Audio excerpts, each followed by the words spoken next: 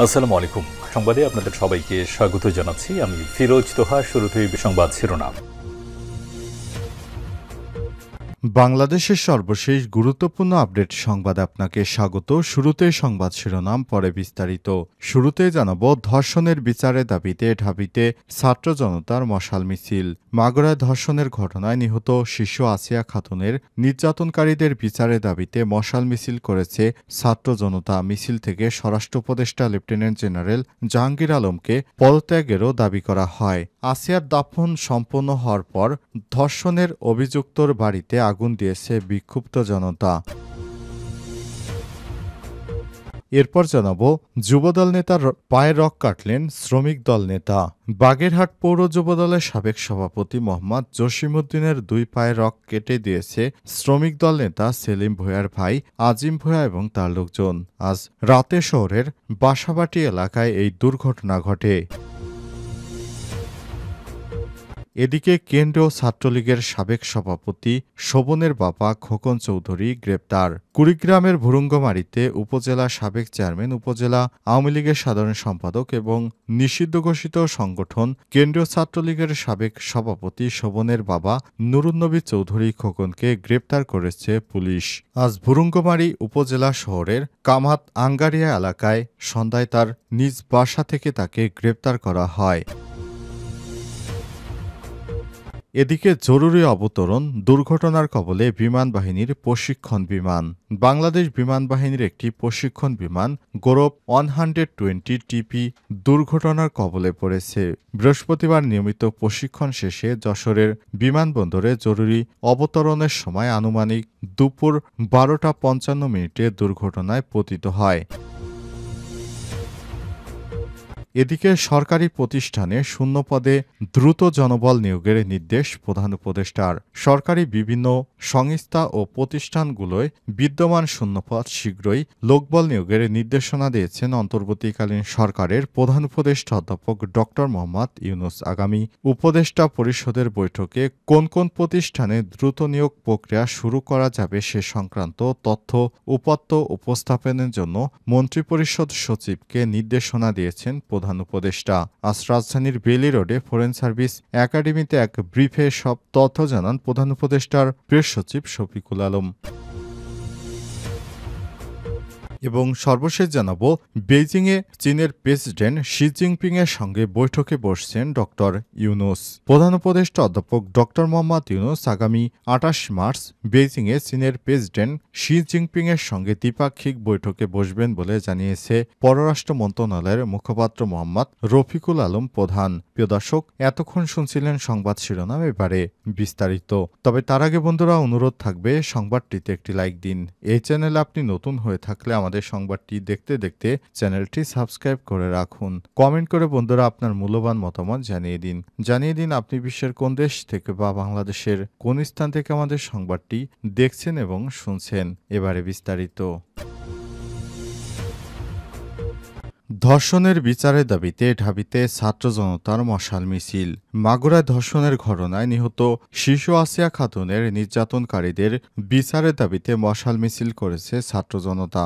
মিছিল থেকে স্বরাষ্ট্র উপদেষ্টা লেফটেন্যান্ট জেনারেল অবসরপ্রাপ্ত জাহাঙ্গীর আলম চৌধুরীর পদত্যাগ দাবি করা হয়েছে। বৃহস্পতিবার 13 মার্চ সন্ধ্যা 7টার পর ছাত্র জনতার মশাল মিছিল শীর্ষক ব্যানারে ঢাকা বিশ্ববিদ্যালয়ের রাজু ভাস্কর্য থেকে মশাল মিছিল শুরু হয়। পরে মিছিলটি নীলক্ষেত মোড় ঘুরে বিশ্ববিদ্যালয়ের ভেতর দিয়ে বিজয় ৭১ হল ঘুরে আবার রাজু ভাস্কর্য হয়ে শহীদ মিনারের দিকে গিয়ে মিছিলটি এগিয়ে যায়। এ সময় আন্দোলনকারী ছাত্র জনতার হাতে মশাল চালিয়ে প্ল্যাকার্ড নিয়ে বিভিন্ন স্লোগান দেন। এর আগে আন্তঃবাহিনী জনসংযোগ পরিদপ্তর আইএসপিআর এর পাঠানো এক বিজ্ঞপ্তিতে বলা হয়েছে, মাগুরায় নির্যাতিত শিশুটি আজ 13 মার্চ দুপুর 1টায় সম্মিলিত সামরিক হাসপাতাল ঢাকার শেষ নিঃশ্বাস ত্যাগ করেছে। ইন্না লিল্লাহি ওয়া ইন্না ইলাইহি রাজিউন। সম্মিলিত সামরিক হাসপাতাল সিএমএইচ এর সর্বাধুনিক চিকিৎসা ব্যবস্থা প্রয়োগ এবং বিশেষজ্ঞ চিকিৎসকদের সর্বোচ্চ প্রচেষ্টা থাকা সত্ত্বেও তাকে বাঁচানো সম্ভব হয়নি।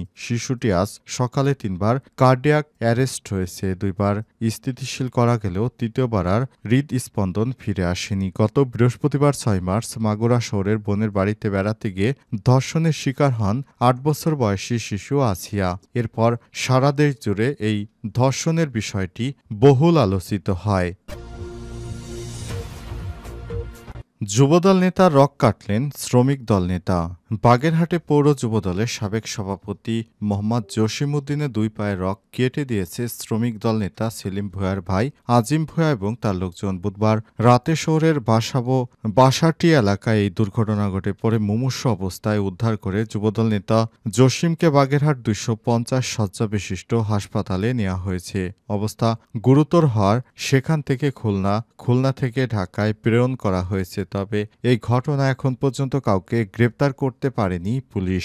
প্রত্যক্ষদর্শী স্থানীয়রা জানান, বুধবার সন্ধ্যায় শ্রমিক দল নেতা সেলিম ভূঁইয়ার ভাই আজিম ভূঁইয়া এবং তার লোকজন শহরে নাগেরবাজার এলাকায় মোহাম্মদ জসিমউদ্দিনের প্রতিবেশী আজিম খানের নামে এক ব্যক্তিকে মারধর করেন। রাত 8টার দিকে বাসাবাটি এলাকায় বগা ক্লিনিকের সামনে বসে আজিম ভূঁইয়ার কাছে মারধরের কারণ জানতে চান যুবদল নেতা মোহাম্মদ জসিমউদ্দিনেতে ক্ষিপ্ত হয়ে আজিম ভূঁইয়া তার লোকজন জসিমের উপর অতর্কিত হামলা করে প্রাণ বাঁচাতে জসিম স্থানীয় মসজিদের কসাইয়ের বাড়িতে প্রবেশ করে। আজিম ভূঁইয়া তার লোকজন জসিম কসাইয়ের বাড়িতে গেট ও রুমের দরজা ভেঙে ভিতরে প্রবেশ করে মোহাম্মদ জসিমউদ্দিনকে বেধড়ক মারপিট এবং ধারালো অস্ত্র দিয়ে কোপায়। জসিমের দুই পায়ের রক কেটে ফেলে তারা। আহত যুবদল নেতা মোহাম্মদ জসিমউদ্দিনের মামাতো ভাই সাইফুল ইসলাম পিঞ্চুর বলেন, শুধু মারধরের কারণ জানতে চায়। ক্ষিপ্ত হয়ে আজিম ভূঁইয়া তার লোকজন জসিমকে কুপিয়েছে।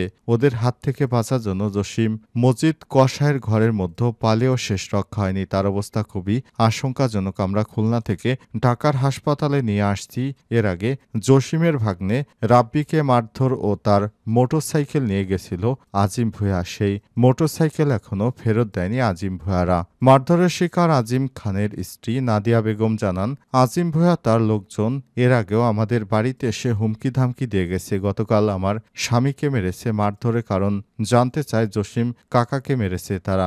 আজিম ভূঁইয়ার সঙ্গে কোয়েল ফারুক, মাসুদ মুরাদ, অভি, শাওন সহ 15 থেকে 16 জন ছিল। আমরা এর বিচার চাই। কেন্দ্রীয় ছাত্রলীগের সাবেক সভাপতি শোভনের বাবা খোকন চৌধুরী গ্রেপ্তার। কুড়িগ্রামের ভুরুঙ্গমারী উপজেলার সাবেক চেয়ারম্যান, উপজেলা আওয়ামী লীগের সাধারণ সম্পাদক ও নিষিদ্ধ ঘোষিত সংগঠক ছাত্রলীগের কেন্দ্রীয় সাবেক সভাপতি শোভনের বাবা নুরুন্নবী চৌধুরী খোকনকে গ্রেপ্তার করেছে পুলিশ। বৃহস্পতিবার 13 মার্চ সন্ধ্যায় ভুরুঙ্গামারী উপজেলা শহরের কামাত আঙ্গারিয়া এলাকায় তার নিজ বাড়ি থেকে তাকে গ্রেপ্তার করা হয়। পুলিশ জানায়, গত বছরের জুলাই-আগস্টে ছাত্র জনতার উপর হামলার ঘটনায় এজাহার নামে আসামি ছিলেন উপজেলা আওয়ামী লীগের সাধারণ সম্পাদক ও উপজেলা চেয়ারম্যান নুরনবী চৌধুরী খোকন। ঘটনার পর থেকে আত্মগোপনে ছিলেন তিনি। দীর্ঘদিন আত্মগোপনে থাকার পর অবশেষে গোপন সংবাদের ভিত্তিতে ছাত্রলীগের নেতার বাবাকে অবশেষে গ্রেপ্তার করতে সমর্থ হয়েছে পুলিশ। জানা গেছে, শেখ হাসিনা পালিয়ে যাবার পর দীর্ঘদিন তিনি আত্মগোপনে থেকে দেশকে অস্থিতিশীল করার জন্য বিভিন্ন ষড়যন্ত্র করে আসছিলেন। এই ষড়যন্ত্র মোকাবিলা করার জন্য অবশেষে বিভিন্ন উপায়ন্তরের মাধ্যমে দেশকে অস্থিতিশীল করার জন্য তিনি আওয়ামী লীগের দোসর হিসেবে কাজ করছিলেন। কিন্তু পুলিশের হাত থেকে অবশেষে শেষ রক্ষা হলো না তার। নিষিদ্ধ ঘোষিত সংগঠন ছাত্রলীগের নেতার বাবা হয়েও তিনি শেষ রক্ষা হলো না তার। অবশেষে পুলিশ তাকে গ্রেপ্তার করে থানায় সোপর্দ করেছে। আদালতের মাধ্যমে তাকে রিমান্ড চাওয়া হতে পারে বলে জানিয়েছে পুলিশের কর্মকর্তারা। এরপর আদালত থেকে তার রিমান্ড মঞ্জুর হলে কিংবা রিমান্ড মঞ্জুর না হলে তাকে জেল হাজতে প্রেরণ করা হতে পারে বলে জানা গেছে। দুর্ঘটনার কবলে বিমান বাহিনীর প্রশিক্ষণরত বিমান দুর্ঘটনার কবলে পড়েছে। আজ বাংলাদেশ বিমান বাহিনীর একটি প্রশিক্ষণ বিমান গৌরব 120 টিপি দুর্ঘটনার কবলে পড়েছে। বৃহস্পতিবার 13 মার্চ নিয়মিত প্রশিক্ষণ শেষে যশোর বিমানবন্দরে জরুরি অবতরণের সময় আনুমানিক দুপুর 12:55 দুর্ঘটনায় পতিত হয় এই বিমান বাহিনীর প্রশিক্ষণরত বিমানটি। আন্তঃবাহিনী জনসংযোগ পরিদপ্তর ISPR থেকে পাঠানো এক সংবাদ বিজ্ঞপ্তিতে এসব তথ্য জানানো হয়েছে। বিজ্ঞপ্তিতে বলা হয়েছে, বিমানটি বিমান বাহিনীর ঘাঁটি বীরশ্রেষ্ঠ মতিউর রহমান থেকে দুপুর 12:18 প্রশিক্ষণের উদ্দেশ্যে উড্ডয়ন করে। প্রশিক্ষণ বিমানটি দুজন বৈমানিক গ্রুপ ক্যাপ্টেন মোল্লা মোহাম্মদ তহিদুল হাসান ও স্কোয়াড্রন লিডার আহমেদ মুসা নিরাপদ ও সুস্থ স্থানে সুস্থ আছেন। দুর্ঘটনার কারণে উদ্ঘাটনের জন্য ইতিমধ্যেই বিমান বাহিনীর একটি উচ্চ পর্যায়ের তদন্ত কমিটি গঠন করা হয়েছে। আন্তঃবাহিনী জনসংযোগ পরিদপ্তর জানিয়েছে, জরুরি অবতরণ দুর্ঘটনার কবলে বিমান বাহিনীর প্রশিক্ষণ বিমান। নিয়মিত প্রশিক্ষণ শেষে যশোর বিমানবন্দরে জরুরি অবতরণের সময় দুর্ঘটনার শিকার হয় বিমানটি।